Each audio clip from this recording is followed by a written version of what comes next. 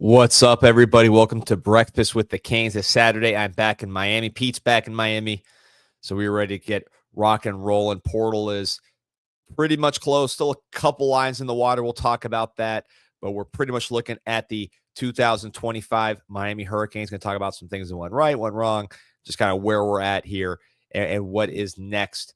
What's still live in the portal. I'll talk to some folks that are always live. That is Andrade and Levine Accident Attorneys. If you or someone you care about has been injured in an accident, you could be entitled to significant compensation. Dial 1-800-747-FREE, 1-800-747-3733. Take back control of your life with Andrade and Levine. Pete, hop in here. Good morning, D. Good to have you. Good to have you back. Did that show yesterday without you, and man, this portal stuff is so polarizing. It's very interesting to me. I'm not sure if you were to catch any of that show, but half the comments are, we're taking too many guys in the portal and we should be developing our guys. And the other half of the comments are, we need to get more. We don't have the right guys at certain spots yet. So I think in general, and that's kind of what I talked about yesterday on the show, if you guys weren't watching, but I think the truth that lies somewhere in the middle, right? A lot of these guys are players that can help Miami's team this season. Are they the saviors? Are they going to be all-Americans, all-conference players? I think a couple of these guys could be really, really impactful players, especially from the portal window. But Happy's Lookout says, what's polarizing about it? Get the team better. That's kind of my thought on it, and that's what my thought process was when we talked about it yesterday on the show. Like, you're not just trying to get, you want the best player at every position in the portal, but you need to fill certain holes of depth along the way. And I think that's what they're doing here. Yeah, remember, this is a college free agency. So I think people need to look at this like the NFL. That's the best way I could say it. You have to rearrange your mind. I had to do this myself, from what we knew for so many years about recruiting to now an NFL model. And P, you were around this model for a long time as an agent. There's draft to develop and there's free agency. And you do both of them every year, and they're both a big part of your team. You look at the Philadelphia Eagles, a lot of draft and develop there. Saquon Barkley was a free agent. The linebacker Bond was a free agent. Different kinds of free agency, different kinds of draft picks. And let's go a step further. They're bringing in guys during the season that you cannot do in college. They're bringing in guys during the season that become big parts of the practice squad, become big parts of what they do, end up being special teams guys at the end of the roster. So we can't look at every pickup here as they should have done better at that position, right?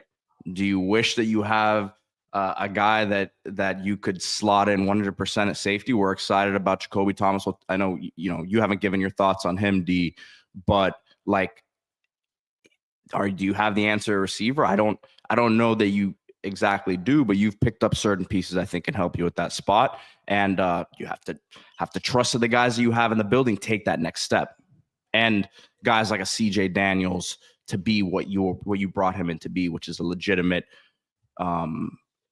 outside target who can regain that form that we saw at Liberty when he was healthy, and take that next step in his game. Yep. No, appreciate you, Reed Rambo. Yeah, like and subscribe to the show. Appreciate everybody. Our guy live from Botswana, Martin Dubé, saying, good afternoon, gentlemen. Obviously morning here, afternoon over on the other side of the world, which I just came back from, not Africa, but the other side of the world.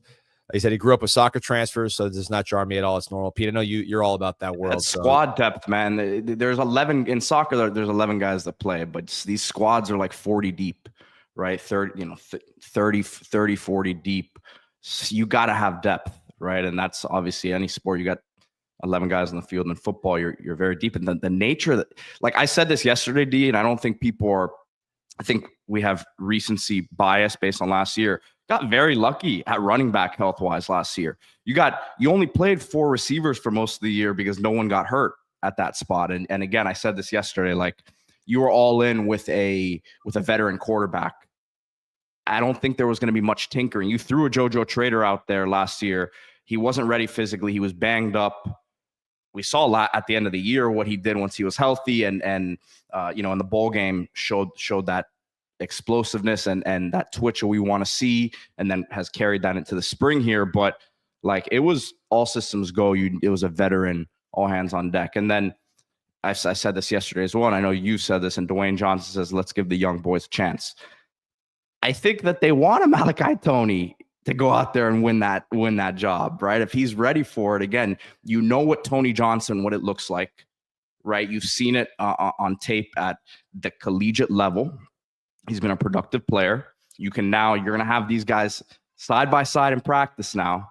And if Malachi Tony is the better guy, then I have seen no reason why they won't play him. Miami, Mario has started significant, freshman in significant moments in his first few years of Miami here. So yeah, there's a lot of love for Malachi, and not just him, others as well. We'll go through. Oh, by the way, yeah, 904 saying watch the Mike Ryan episode with the Bear and David Lake. Great episode. Yeah, we had Sedano on there, Kevin Clark. I mean, big names. BP were traveling, so Mike stepped up and brought on the big boys. It was an awesome show. I popped in there at the end. I think Pete put a little bit. You're like on the plane trying to produce that thing, but yeah. But that was an awesome one. So look, what they did in the portal. It's not like you can't say they didn't bat 1,000. They didn't do everything right. They wouldn't tell you they did everything right, and they wouldn't tell you that they won every battle. That's just how this thing goes. I mean, no one is 100%. What I would say is, it's valuable to look at the rest of the country to see, and we'll go over some of the things that, and I saw a question there that, we could have done better or had better results in. But I like to look at the rest of the country because, one thing with the portal is like, oh, we need a defensive tackle. Another one, we need all this. I mean, it's true. Yes, we could use all of that, but so could everybody else, right? There's other teams that have needs too. And that's why I like to say the NFL model, because no team comes out of free agency saying we got everything covered. That's just not realistically what happens. You hope to have the best team possible. And certainly it's year 4 now, Mario, you want a team that can win the ACC. So just going to pull up here the transfer rankings. There you see Miami sitting 3rd behind LSU and Texas Tech, right above Ole Miss and Oregon. And it's not just the volume, right? 17 commits. It's a good amount, but it's not like they just got it on pure volume. You have 9 4-stars here. And then this is a number I like right here. Average ranking for player. That's 90.06. That's an average of a 4-star. So the average player Miami took in this portal class was a 4-star. You look at other teams in that category, LSU number 1, Oregon here. And I believe those are the only 2 with a ranking over 90. So you're looking at a lot of good quality for this Miami Hurricanes portal class. And let's start with the negative. Just got there's been questions about it, things that you wish you had better. I would say you wished you had a number 1 wide receiver jump in. So I'm a big portal quarterback advocate. I think portal quarterbacks usually going to be the way to go. Look at the NFL draft of the FBS quarterbacks. 11 of the 12 that were drafted were all transfers. The only one that wasn't was Jalen Milroe. So, I mean, go down the line, Cam Ward, Jackson Dart, Dylan Gabriel, Shador Sanders, of course, Quinn Ewers, you name it. I mean, everybody was all 11 of the 12 drafted were transfers of the FBS guys. So I think that's pretty much the way to go. Now, the negative is sometimes you have a situation like we had where I think we ended up with the most talented quarterback in the portal, the most experienced, just the best, assuming he's healthy, which is the big F, the best quarterback in the portal. I say big if. I heard he's healthy, but you just don't know until they're playing before everybody freaks out. But anyways, so you get in with the best quarterback. But it took a while to get there. And unfortunately, the negative of that is guys like Eric Singleton jumped in the portal, went to Auburn. Miami had no quarterback. He visited Miami, had no quarterback at that time set up to start. Barron Brown, who Miami had interest in, goes to LSU. They have a Garrett Nussmeier. He knew what was going on there. Zechariah Branch, Georgia had already their situation, at least a little more set up than we had. So you could have had that kind of receiver in this winter portal, but you didn't have the quarterback set up. Then here in the spring portal, the supply is not as good. It's not as deep. So you're limited there. But Miami did land the highest ranked receiver in the spring portal. and the guy in Tony Johnson, who I talked about. I think people in the building are higher on him than maybe the perception, just because it's not a sexy pickup on paper, but you dig into the film, academic scholarship guy, walk on, becomes a starter, really good hands, catches everything quick, gets open, productive at the power 4 level. So they did as well as they could in the spring portal at receiver, but overall you wish the spring portal was more like the winter portal. So that's a big one. Halsey versus Jacoby Thomas. AJ Halsey got a lot of publicity, obviously a first team all Big 12 guy going to LSU. Miami made a run there. Ultimately landed Jacoby Thomas, who was projected to start at Tennessee, hard hitter, who I'll talk about here in a second. I love what he brings. Let me just say there's divided opinions in the football community on which of those two is better. Halsey had more hype, but there's plenty of people that think that Thomas is the better player. And D, not to cut you off, but I kind of said this yesterday, and I don't know how much you want to get into this, because obviously Miami made a run at Halsey. Like, we saw him get with the police escort. We saw him with Rick Ross. But I kind of got the sense from the beginning that I thought it was weird, number one, that he didn't just come to a visit right away. I felt, based on talking to people, that maybe they weren't completely sold on Halsey. Yes, he was the number one guy available, so that's who they were going to go after. But I feel like they almost were hoping for something else there. I mean, like I said, I've talked to people around football who believe that Thomas is the better player, and Miami recruited them both, and they ended up with Halsey, with Thomas. So with Halsey, I mean, I'm sure would love to have him. The price tag, has to match the player. And I think with Halsey, the red flag I would raise is, why was he not in the pros yet? I mean, he's 23 years old, right? So, as a safety, usually if you have the requisite, they're saying, that's physical. That's a physical limitations thing. Which, look, likely. That doesn't mean he can't help Miami. He's not going to help LSU. He's going to help LSU. He's going to be a good player. There's a reason why everybody tried to get him. But I think, as you're valuing, we're not talking about a Caleb Downs type, physical talent that you're going out and spending all that money on. So he would have already been in the pros. So that's just something to think about with Halsey. But in general, I think safety ultimately was a check. Now, people were asking about what's still in the what lines are still in the water. Muhammad Torre from Rutgers, big physical linebacker with some pass rush ability as well, can play on the edge a little bit, rushing off the edge. He's someone that Heatherman coached at Rutgers. He also visited Penn State, where his brother is. Miami has interest there. Again, college free agency. So just kind of trying to land on the right number that makes sense for everybody. That's a process. Same thing with Keontae Scott, the nickelback /safety /corner from Auburn.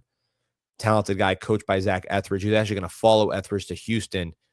Then Etheridge moved to Miami, and now Scott's back in the portal. So interest in those two guys. Those would be the two guys I would watch. But nothing is imminent with either of those two. At least not that last I spoke to. Maybe something's changed, but that was kind of where those were. And then also, there's a question about defensive tackle, where I think in a perfect world, and just going over things that if you could plan it, these are guys that you'd want to have. I think Miami's goal, one of their goals, was to get another defensive tackle in the portal. That has not happened yet, and this would be like more of a rotational piece. They have young guys they want to play, and guys that are entrenched there at the top between Justin Scott, Ahmad Moten, David Blay, the top ranked or number 2 ranked, I believe, in the winter portal defensive tackle from Louisiana Tech. So it's not like a huge need, but they want to add another guy. That could still happen. Cam Rice from Ohio Bobcats is still out there, but we'll see how that one goes. But those are the ones that I would say are at least still, potentially in play. But really, I think we're looking at the team done. Yeah, it's I think with D tackle, it's you got lucky at running back, right? In terms of bringing in a guy who was so productive at where he was last year, looks like physically can hold up at this level. But you're asking a guy to be running back number 3. just like you'd be asking a guy to pretty much be D tackle number 4, right? So, and it's not always the most enticing thing when you're either leaving another program that you were playing at or looking to get more playing time from where you were coming from. So you'd be, if you're someone banking on the opportunity to play at the University of Miami, obviously, and probably raising your profile. But I think that's the tough thing about D tackle. Yeah, there's not that many of them, and everybody needs them. So you got one with David. I do feel good about those top 3. I really do. I think that's a spot that took a jump in spring because you saw more consistency from Justin Scott. Blay seemed to be as advertised in terms of a top 2 to 3 D tackle in the portal. Looks like he's that. And Moten, someone who I think has continuously come along at Miami, and he was hurt at the end of last year, no? Or am I? I don't remember. It seems like he's always been banged up. It honestly seems like he's been banged up a lot, though. And I think that's part of one of the reasons why. And I don't think he was fully healthy this spring either. But I think that he's someone size-wise. It's tough to replicate that and athleticism. Yeah. A question from Gio. Who's the one DT that will need to step up because we didn't sign another guy? Again, still could sign another guy. I wouldn't watch that. Pete saying Dante Simpson, true freshman, which, hard for a true freshman to play, but the guy looked really good in spring. I would say Artavius Jones. So Artavius Jones, big, athletic, redshirt freshman out of the Panhandle, still raw, but he's someone that has the tools. He's physically strong enough to play right now, very athletic. I think you can get that guy ready. Really good sign that he stayed. Really good sign that he stayed, D, because I think that he was someone that coaches coming into spring said he needs to take a big step to be able to put himself in position to play. And I don't know that step's fully been taken yet. But the fact that he stayed around, let's talk about that real quick in terms of retention in the portal, right? This is not the sexiest thing to discuss because people, you don't want to talk about it, but you kept a lot of guys, right? And even someone like Nikar who had entered, they still went out and got 2 receivers, even with him coming back. So that shows you they still felt like they needed to do something there, right? But you're keeping a talented player in-house like him. There was a lot of, there was speculation about Pancake, right? As a guy who hasn't played all that much at Miami, but I want to keep those guys in-house if you can, because there's still, I think, something to work with. And there's value in getting experienced players and keeping no question. And look, I would say with the retention part, it's not just guys at the fringes, right? Or guys that haven't played. I mean, and this is the reality of college football. All of our best players, other teams were trying to tamper to get them going the portal. And this was happening to every team. It's not, any team that has great players. It's not just Miami. So that's a part of it that's not, you don't see because it's not out there in the public, but it's a huge part of all these things going on and why you can't just throw the top offer at every single position. I mean, Miami spent a ton of money, and that's why they're the number 3 portal class. But why you can't just do it for every single spot. I'll give you an example. I mean, Ruben Bain was receiving offers to be one of the, maybe, we're talking about record-breaking type money for Ruben Bain being offered by other teams, try to tamper. So Elijah Lofton too. I don't know if it was record-breaking, but I know he was definitely someone that was wanted. Top programs, the elite programs we're talking about, trying to get these guys. I mean, the running backs, Lyle and Fletcher. So now always dealing with this. That's just how this thing goes. So that's part of what you factor in. Gio says when we were talking about the D tackles, he says those are concerning options. Man, we're talking about a fourth D tackle. It's you go across the line in college football. I mean, even with some of these elite teams, the 4th D tackle is not going to be someone who's played very much. If you look at what Dante Simpson looks like, though, and Artavius, both physically, and Artavius, right? You got to trust that one of those guys is going to be all right, which is what is really all you need to be big and hold up at the point of attack, really, and not get run over out there. as DT4. Now, an injury happens, different story, but like, let's also talk about what you just said, or who we were just talking about, D. Ruben Bain, I still expect to slide inside on certain situations. So yeah, Armando Blunt, Messidor. And Armando Blunt and Messidor. So like, not all D tackles are created equal, and the packages are going to be different, right? So would you like one more guy that is more of a proven commodity? Of course, but I think that's one of those spots where I'm saying let's trust the youth there. Let's I'd rather one of those guys get those reps, right? And I'm not like this across other positions, right? But I'd rather do that than I would have preferred that than bringing in a Braxton Felly from Boise State. I would personally have never been a huge fan of that pickup, right? I just didn't see. Yeah, he had played some snaps but I don't think that profile is what we needed. So that's just my 2 cents on it. Yeah, so that's the debate. I mean, what you're describing right now is kind of we get someone who's played who maybe doesn't have the ceiling, or someone who hasn't played but has the ceiling and is homegrown.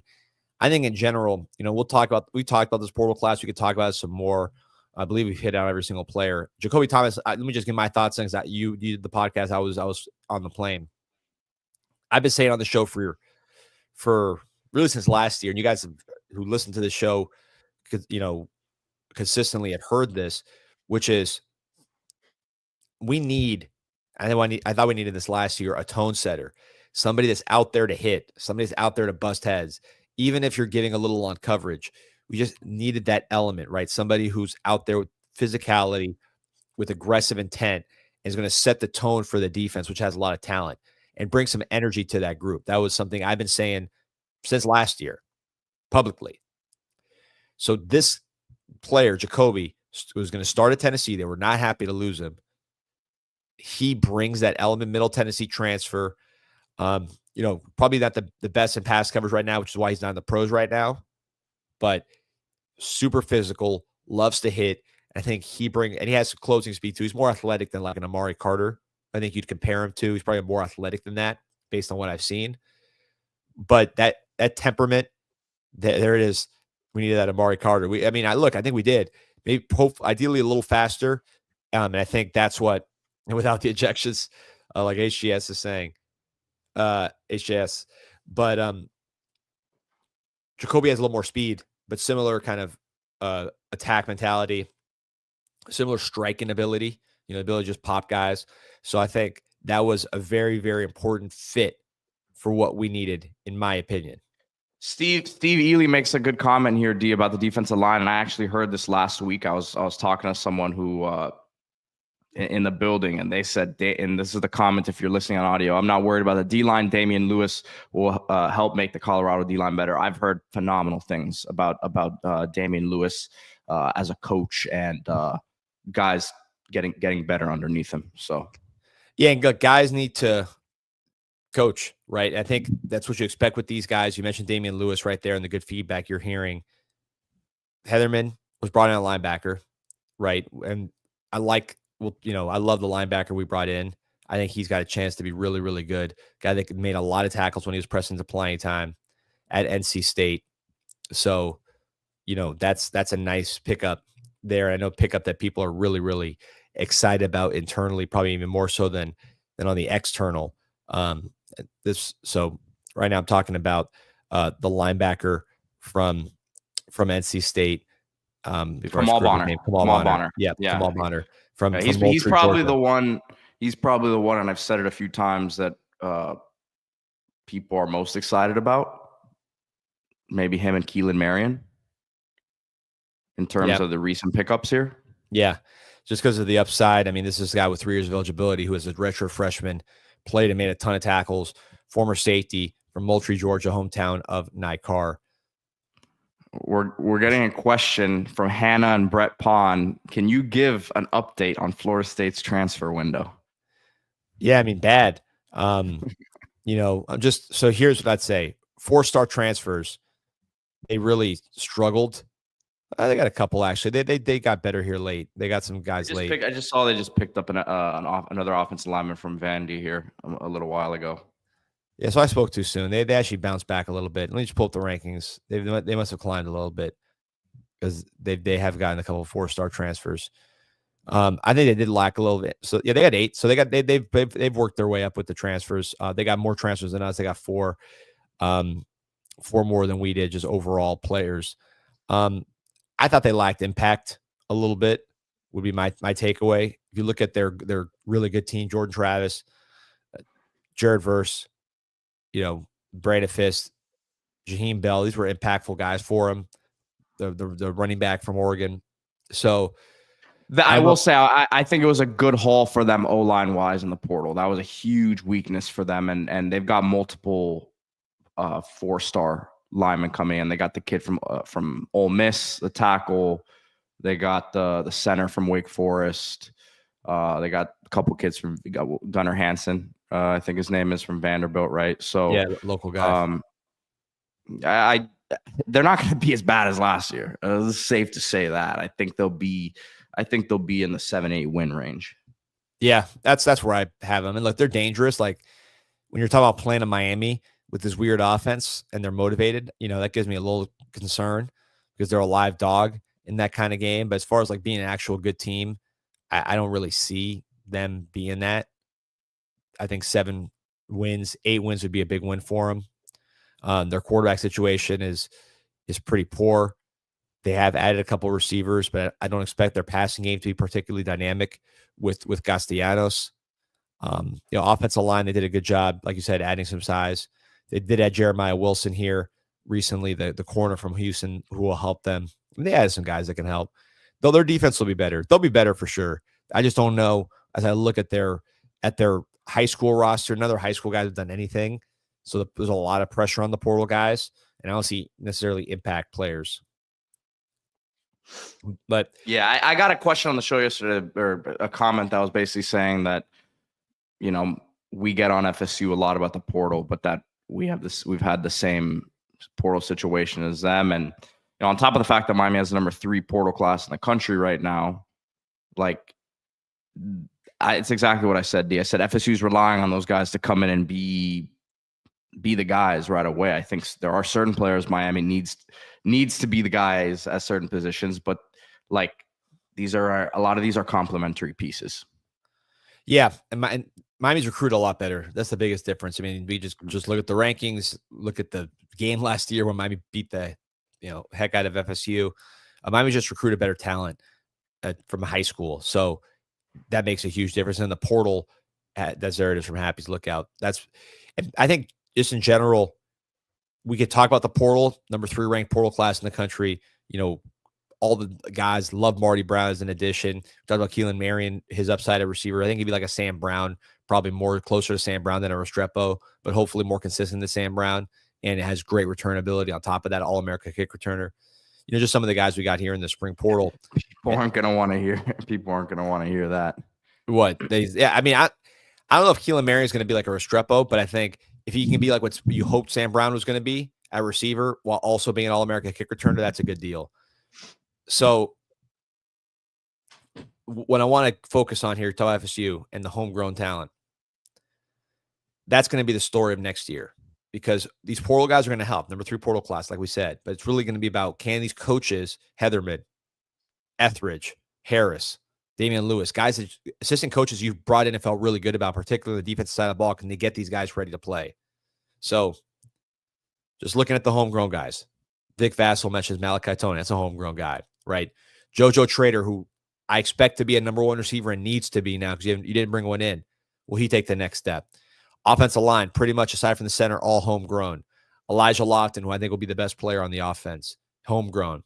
Jordan Lyle, Mark Fletcher, homegrown. Gerard Pringles as that changeup, homegrown.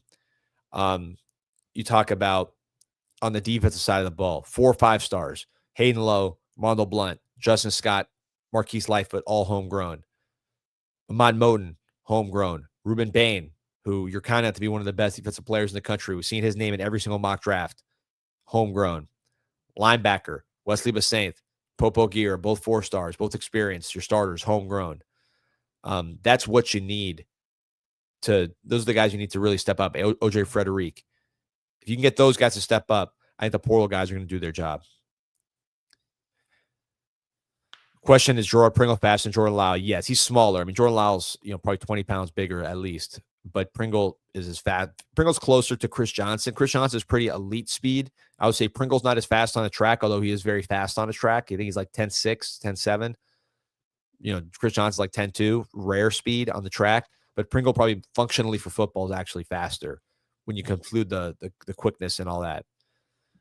Will Mariner turn putts? I don't know. I see it. My guess is that's Malachi Tony at the end of the day. But before we get into some more here, portal, it's breakfast with the Canes. So if you're getting breakfast with the Canes, you got to be at Islas Canarias Express, Dayland Mall, the #1 Cuban restaurant on the planet, established 1977, over 40 years old. You got all kinds of breakfast items, lunch items, on the go, whatever you need. Look at all those tostones, loaded fries, handhelds if you're on the, like I said, if you're on the go, 7 different types of croquetas, the best croqueta in Miami, voted every single year. You take this stuff, grab a box of this stuff, take it to go. You can get pastries, pastelitos, tequeños, which is Venezuelan, but always a nice ad. Just put the box together, take it to go. Maybe you grab a salad if you're trying to stay healthy. Islas Canarias got everything you need, plus the best Cuban coffee on the planet, which I need. I'm a little jet lagged, so I just got my coffee right here. Did you hear the other day when Sedano was on, which, guys, again, that show's available. You haven't seen it with Mike Ryan, and I'm going to be posting all the individual cut-ups today, those interviews. But Sedano said last time he was in Miami, he went to Islas with his wife, and he got the Croqueta County shirt. Did he really? That's yeah. We gotta cut that up. We gotta cut that up for Islas and John, so they can use that one. But yeah, he said that he got the Croqueta County shirt, and that was, Mike didn't even tell him. He just said, yeah, I was actually there and I got the shirt. So worldwide, man, coming from the West Coast, shout out to Sedano, man. He's the man. He's working the NBA playoffs here, chilling with LeBron and everybody. Do they ship to Boston? I think they've been trying. I think John has been trying to get them in, frozen in stores. I've been trying to figure out that recipe. I remember him saying a while ago. Hopefully, the shirts do. The shirts, I'm pretty sure do. Yeah. Well, I don't know if he was talking about the croquetas. Yeah, the croquetas. They got to work on that one. That might be. That's the real. That's the real gold right there. But yes, I would imagine they do ship to Boston. 100%. So shout out to John, shout out to George Sedano, shout out to the whole crew. But yeah, man, I think homegrown, those guys got to get to work. This puts a lot of pressure on JoJo Trader when you don't have a #1 receiver in the portal added on paper. Keelan Mary might end up being that guy. Might be like a KJ Osborne, right? KJ Osborne was really more of a returner, and then the receiving came up still in the pros. So I think that's what you hope with a Keelan Mary, and he's got size. And he's got speed. But he's like 6 foot, 200 pounds. So he has more size than you think. And again, Tony Johnson, I think, is somebody who I sense a lot more internal talk about him than what you see in the public. But he's someone he's going to really give you some experience in the slot, while at the same time knowing Malachi Tony's coming for playing time as well. So you have a nice mix of old and young at that receiving core. CJ Daniels played. Keelan Marion's played. Tony Johnson has played. And now you have guys like Trader coming up. All 3 freshmen I thought were outstanding in the spring. Tony, Josh Moore, Dalen Upshaw. I wouldn't be surprised if any of those guys made an impact this year, or multiple. Gregory Joseph's trying to get playing time. So, we got guys that I think can help there, but you just don't have that walk-in right away #1 receiver, which puts a lot of pressure on JoJo Trader to be that guy. You still have CJ Daniels too. Maybe he's that guy. I think JoJo Trader's definitely a guy to watch, because he is certainly a talent.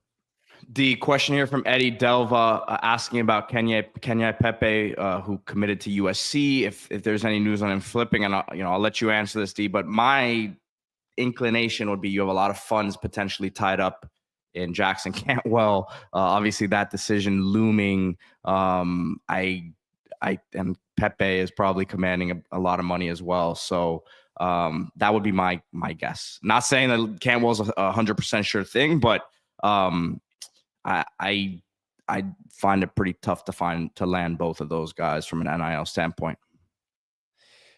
Yeah, I mean that's my read on it. Yeah, it's I think Cantwell is the target right now, but there's a long time till signing day. But yeah, I would say right now Cantwell is the focus and they're still working that one. So, we'll see where that one goes. But yeah, in terms of homegrown guys to keep an eye on, I think Trader for sure is one that, with all the stuff that's happened, I have my eye on. But this team, I think on paper, are right there with Clemson at the top of the ACC. Now, Clemson has, like a lot of good Clemson teams, they have premium guys at premium positions. Klubnik's one of the best quarterbacks in the country. They got young receivers that can get it done, who played last year, like some of their guys they've had in the past with that kind of talent. They have a first-round corner in Terrell. They have 2 first-round D linemen in Parker and Woods. So they have guys at key positions, which is what Clemson usually does when they're good, that are first-rounders at those premium spots. Now, I think where Clemson's fallen off, just their recruiting in general has been poor, really low ranked consistently. Miami's out-recruited them on paper, at least in high school, quite a bit. And then Clemson doesn't use the portal, really. So where I think Clemson is vulnerable is their depth, just their depth of athletes up front. If you look at their running defense, or their rush defense, which usually is, when they're good, is really good. When they won the championship, they were number one. When they last won the championship with Trevor Lawrence, they were number one in the nation in yards per rush allowed. This year, they were 90th, 9-0 on a playoff team. So that is really the area where I think they've slipped, is just their front seven depth. They have good guys up, on the front end, but their depth is poor there, and their stats are poor there. Their production was poor there. We'll see if Allen, the defensive coordinator from Tom Allen, defensive coordinator from Penn State, can clean that up. But I think that's where Clemson's vulnerable, right? Clemson's really the only other team, I think, that has a roster even close to Miami in the ACC. Now, Miami had a good roster last year, and they lost to Syracuse, 21-point lead, lost to Georgia Tech. We know how that all turned out. So Miami's never won the ACC. So it's always going to be kind of a prove-it situation there. But I think talent-wise, now the portal's done, you look at across the board, Miami has plenty at the positions they need to win the ACC. Josh Sarnoff says Trader needs to be like Reggie Wayne type for us this year. You're listening to D Money too much, man, with these so pretty outlandish comparison. Hey, listen, Reggie Wayne wasn't Reggie Wayne until he was Reggie Wayne. So we'll see what Trader can do. I think he could definitely he has a higher upside than the guys we had last year. We had the best passing attack in the country last year. I think with Trader, he has more physical ability than all those guys last year. The Hortons, the Restrepos, who was All-American, a Kane legend, Jacoby George, Sam Brown. I don't think he has more physical ability than Sam Brown, but that obviously. Oh, yeah, he does. No, he does, for sure. Trader? Yeah, no, Pete, 100%. I've seen him up close. I mean, with Sam Brown, seen him up close too. I don't think physically. I don't think he's going to test anywhere near what Sam Brown tested. Well, yeah, like in a track meet, but in terms of like coordination with the ball in the air. Well, to me that's football stuff. No, but I'm talking about testing stuff. Okay, well then that's different. That's different. Body control, not even close. JoJo Trader all day, like that. That's physical. Yeah, like that. Yeah. I put that as athleticism. I mean, JoJo Trader. Okay. JoJo Trader's making these kind of just twisting catches. Then he's going in the end zone doing a front flip. I think Sam Brown from a run standpoint, yes. But Sam Brown's football speed really was not that good. I don't think he changed his directions. Like, he didn't have the gear change that Trader doesn't look as fast, but then Trader can make more plays down the field than Brown. At least he has. So from what I've seen, I feel the comparison for Brown to me would be Keelan Marion. I think Marion could be a better version of what he gave us last year. Not the most natural receiver, but somebody with some speed and strength. Because Sam Brown wasn't small either. So that we'll see. Yeah, they're getting the same comment. I agree with that. I think Q Irvin has a good comment here. He says not Reggie Wayne, more like Stacy Coley. I think that could be what more of the impact you see from him this year. Yeah, I can see that. The big key with him is Reggie Wayne was wiry strong, right? Stacy Coley was pretty skinny. That's what I think why Stacy Coley didn't have a long NFL career. He was a very good player for us. I thought Coley was going to be better than he was in the pros. But he never put the weight on, yeah. He just wasn't strong. Whereas Trader came in real skinny from high school just because he was underdeveloped, but he's gained weight. I think he just naturally has some wiry strength. If Trader has a really good summer just from a body standpoint, which you saw Horton really work on his body and have tremendous results, Xavier Restrepo same thing. I think if you get Trader really, really working on being strong, he's never going to be Andre Johnson, but just being a stronger, wiry body type, I think you'll see him being one of the top receivers in the ACC for sure. And up there with the guys that Clemson has this year. That to me is the key with him, is the strength aspect. You want to get in some baseball? Yeah, D? let's do it, man. The hottest team in the country. Pete, bring us in here, and then we'll talk about the hottest team in America right now. So, of course, all baseball coverage here on the CanesInSight podcast brought to you by Sala, Astarita, and Cox. Remember to visit salalaw.com right now. Miami securities lawyers. Sala, Astarita, and Cox is a boutique law firm focusing on securities regulatory matters, broker dealer and investment advisor regulation, white collar criminal defense, complex commercial litigation, and securities arbitration and litigation. The firm aggressively represents clients throughout the nation. Over 100 years of collective experience. You see all of the super lawyer awards here. Best in the business. Sala, Astarita, and Cox. Again, salalaw.com. Shout out to our buddy Jim Sala. There you go. So shout out to Jim, the best in the business. Hopefully I see him today. Actually, I know he's got a big little league game, as do I. But I should be out there hopefully for the game today. There you go. Appreciate you, Flo. Hit that like button. Check him out as well on his channel, Miami Flo. Appreciate you. I should be out there today. We're talking 9 ACC wins in a row for the Canes, which if you guys, are more casual college baseball followers, ACC this year is insane. Crazy game yesterday between Clemson and Florida State, both top 5 teams. NC State swept Clemson last week, which is at the time the number 2 team. I believe right now they're number 3. NC State swept them and then go into the light, lose that first game on Friday. So that shows you 2 hot teams. Miami came out hotter and won that game, looking to win their series today or tomorrow, at least get 2 out of 3. I mean, a sweep would be unreal, but just win one more. And then you get another ACC series, which is, I believe, would be their 4th ACC series in a row, 5th ACC series in a row. Let's see, Duke. They got Duke, Georgia Tech, Boston College. Yeah, it'd be their 4th in a row if they can pull that off, and would really sort of cement. And they also won the Pitt series as well, so that'd be 5th in a row for Canes baseball. Turnaround's been incredible for JD Arteaga and the staff. In terms of the moves that they made, Tate Durias, AJ Siskar, the freshman right-handers going to the starting lineup has really revitalized this team. That allowed Brian Walters to go in the bullpen, where I think he really is at his best. You saw him throw 97, striking out NC State batter.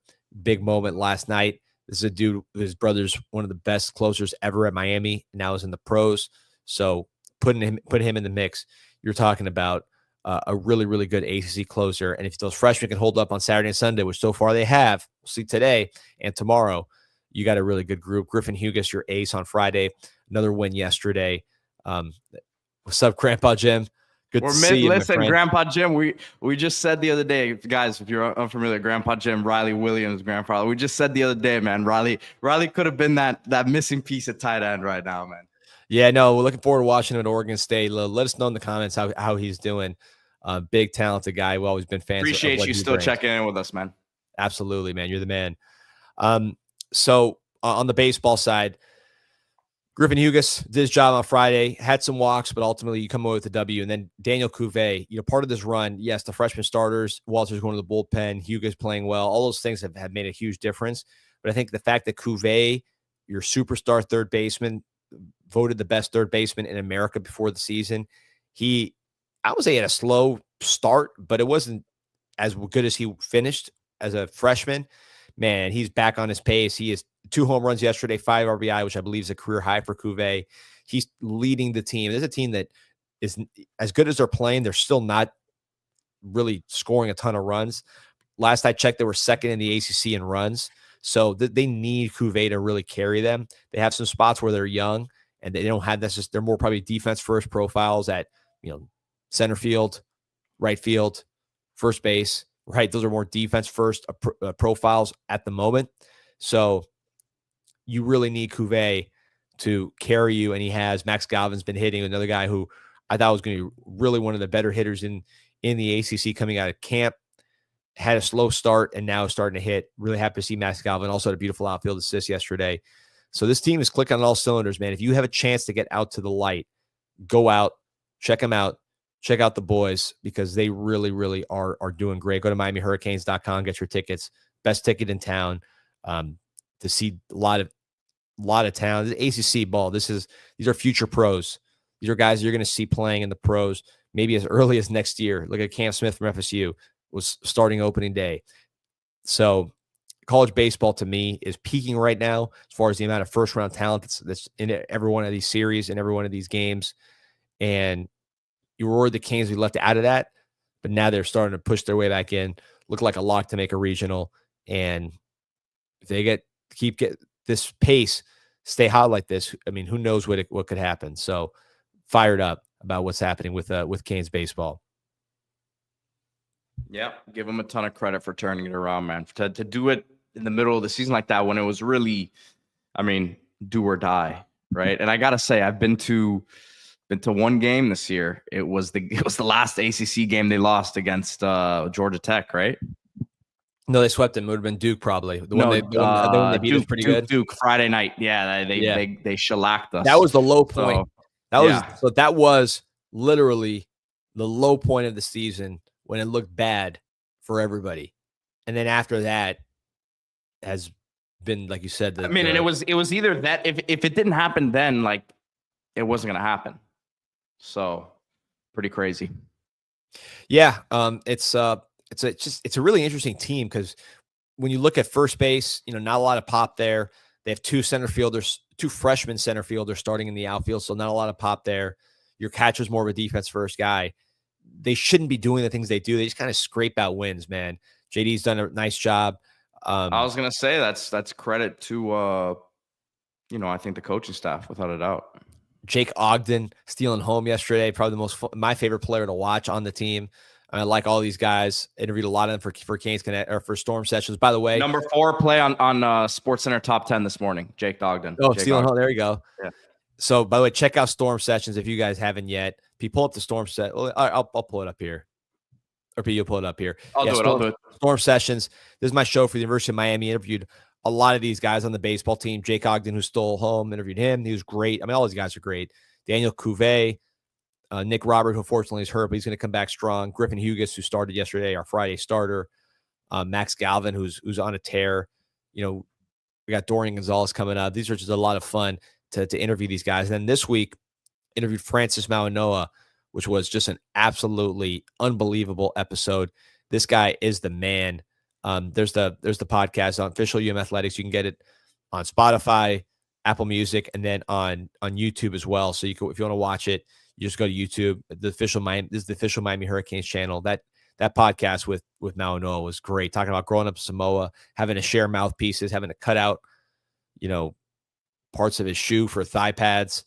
I mean, this guy came up the hard way and looks like he's going to be an NFL player if all goes well. So shout out to him. By the way, my guy Adrian Lorenzo there. Walter's in that closer role, changed the whole outlook. I agree that the confidence that he instills in the team, and these are a lot of close games because you don't have a lot of pop. So he's needed yesterday, 6'4". You need a guy like that to just instill confidence, and the stuff plays there. He's been awesome. Shout out to you, Adrian. So I just shout out Storm Sessions, another show I'm doing. I got a project I'm working on with Adrian, who you can see here. Not only is he one of the top artists, graphic artists, visual artists in Miami, he's also a former MLB executive, and me and him have a baseball show that we're getting off the ground there at 786 Sports. You can check it on YouTube, El Big League Show. We talk all baseball from pros to college to Asia, where I was just at. I saw a game with the Yakult Swallows, which was awesome. Probably a bucket list, one of the funnest things I've ever done. Checking out a game at the MPB. So we talk all baseball there. 786 Sports. There you go. We got the El Big League Show with me and Adrian Lorenzo, former MLB exec, giving you the inside We just started the show. Rick, if you guys like baseball at all, man, definitely check it out. Subscribe to that one. But maybe we'll talk Canes as we get closer on that show, because we get closer to tournament time, because they're going to be a relevant squad. ACC, I feel like this is the year ACC really claps back at the SEC. Obviously, there's some great teams in both conferences, but man, ACC is loaded and Miami's holding their own. When you thought they might sink, they're actually rising. So a lot of fun. Zach Lesnar saying 7 of the 10 wins have been by 2 runs or less. Walters has definitely been the difference. Yeah, it's been a lot. Ogden, the little things he does, being able to hold up defensively as shortstops made a huge difference. I think Cuvées played better at third this year than he did last year. Just looks more athletic out there. And just winning at the margins, man. Even Max Galvin, who's known for his bat, made a great play. Juan Manuel asking about your trip. Maybe that's a Wednesday with Mike Ryan conversation. Yeah, I'm sure you have some stuff. Yeah, for sure. But no, Juan, it was awesome, man. I couldn't recommend it highly enough. Obviously, it's a major trip. You got to go halfway across the world. It's not cheap, although once you get there, it's actually cheaper than Florida, to be honest with you. But it's unreal. The baseball culture, that's one thing that struck me, is just they are crazy about baseball. MLB, everywhere you go, there's MLB hats, like everywhere on TV. They cover MLB better than ESPN does. Like on top of their own league, which is awesome. Went to a Yakult Swallows game against Yokohama. You're going to start following the Japanese baseball league like we follow soccer. So I'm going to start making fun of you like you make fun of Mike and I. I know Yakult Swallows, that's my squad. It was awesome. Open air stadium, 40,000, no upper deck, but it was packed, 40,000 and nonstop, the whole chants. It was kind of like soccer, that chants. I was surprised because, Japanese are pretty buttoned up. When I watch Japanese wrestling or Japanese MMA, they're pretty quiet. But baseball, they're loud. They chant the whole game. They got trumpets and stuff. They got drums, and they're going the whole game through. And it's amazing. They're not quite as physically imposing as some of the major league teams. I sat in the same seat I sit for the Marlins. So I'm like, you see the Baltimore Orioles and see how those guys look, and you see how some of these Japanese teams look, and they don't look necessarily the same physically, but they get the job done, man. They won the World Baseball Classic 3 times, favorite going into this year. And of course, the best player in the world is Japanese. He does look the part. So when you combine the physical part with what they do from a skill standpoint, it's pretty hard to beat, but awesome experience. Loved every bit of it. Juan Manuel asked him, did I eat octopus and squid? Yeah, every day. Those baby squids were a frequent breakfast item, just like a straight baby squid in a cup. It was great. Loved it. But yeah, no, you were in St. Lucia. Did you get any country music out there? No, man. There was a country music night, but I was not around. I was watching some soccer in the pub. The pub. Yeah, the UEFA Youth Nations League. Yeah, yes, sir. Stuff. Yeah, Big Japan segment coming up on El Big League show. Anthony Mazzano saying, why is Miami even put in the top 25 the last few series? Yeah, I think the midweeks have held started like 1-9 in the ACC. So yeah, they're digging out a hole. That's for one thing. And then also the midweek games, Miami's done better than last year at the midweeks, meaning like these are the non-conference games against smaller schools, but they're still not where they need to be from a consistency standpoint. I mean, you'd like to when Miami's rolling, you'd lose like 2 of those games. Now you're closer to 500. That's not where you want to be. So I think that's held Miami back, is some of that non-conference midweek stuff, which they hope to correct. Got a big game coming here next week against FIU at home. You hope to win that one. But of course, right now the focus is on NC State and taking care of business and winning that series. I'll wrap up my piece here with just this question from Canes Cats Heat asking about basketball. Any info, any players or coaching hires? Obviously, they made a run at Caden Lewis, who ended up at Villanova. Coming into the visit, Miami wasn't really, a favorite. And I think after the visit, they definitely put themselves in a good position to land him. But Villanova, from what I heard, offered $2+ million. And I think Miami kind of felt like that was, a bit much for someone who's going to be coming off the bench. I think he's going to be a really good player, but Nova was in a bit more desperate situation there. Miami has, I think, like 3 more scholarships left. So obviously they're going to have to add a few more guys here. at the end of the roster. That got big. Can we add a? I'm gonna ask big. You I would big, say a big for big. sure. Yeah, a big for sure. I think you need that. As a guy who can eat up some fouls and some minutes in when one of your other guys goes down, gets some foul trouble early. And coaching hires, I still wouldn't be surprised to see like a GM hired, like an actual someone with a GM role. So we'll see. I think, Trenton Breeze actually texted me, like I woke up with a text from him this morning saying he heard there might be some sort of staff hire this week. So I'm going to check with him on that this week. Breeze, he's getting quoted by like national Instagram accounts, putting his picture up. The guy looks about 10 years old. He's getting like thousands and thousands of shares on these national accounts. So our man Breeze, people died to me when I plucked him out of the high school ranks. Not realizing the recruiting move. The Bluegrass State. Out of the Bluegrass State, going out of state. That was a big pickup, man. He's the man. He's really doing a great job, especially on basketball. He's killing it. He's killing it. Shout out to Trenton Breeze, the deodorant. Real quick, people, before we get going, you want to talk about Miami Hurricane team store? If you're going to the Canes game, this is the place to go. Right before, after it is the spot next to the Thesis Hotel. They're gonna have a little booth there too at the games, like they always do. But right there, the Thesis Hotel. Use promo code INSIGHT20. And by the way, big event coming up before the game. So Pete, I'll share it here.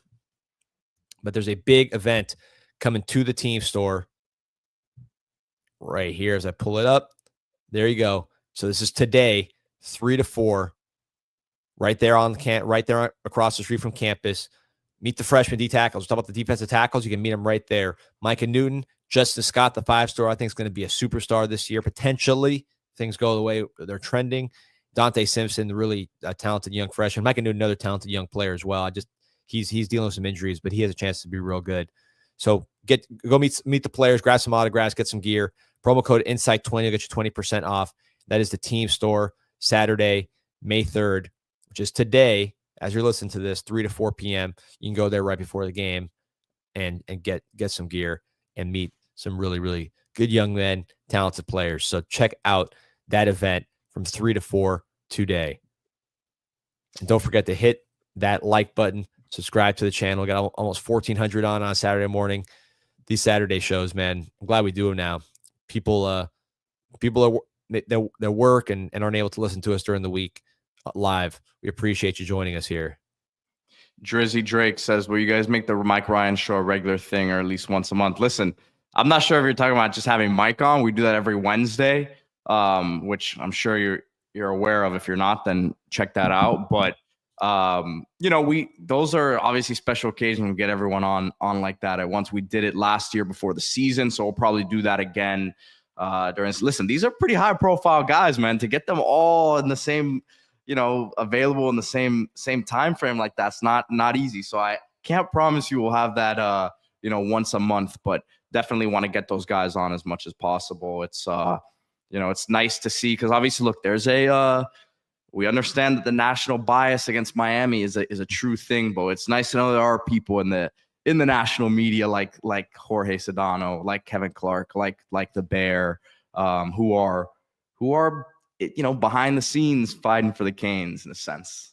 Maybe he means just like me and you just don't go on the show. We could just take Wednesdays off going forward. Yeah, I mean, listen, I'm with it. All right, guys. Hey, listen, appreciate everybody tuning in. Like and subscribe to this show.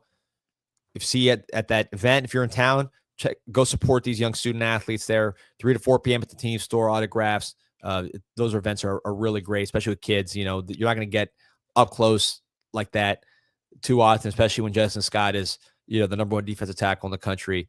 These events won't be as easy to get to. So check it out now at the team store, 3 to 4 p.m. And then, of course, the game afterwards at the Light against NC State. Like and subscribe here. Go Canes. And go Knicks. Oh, look at you.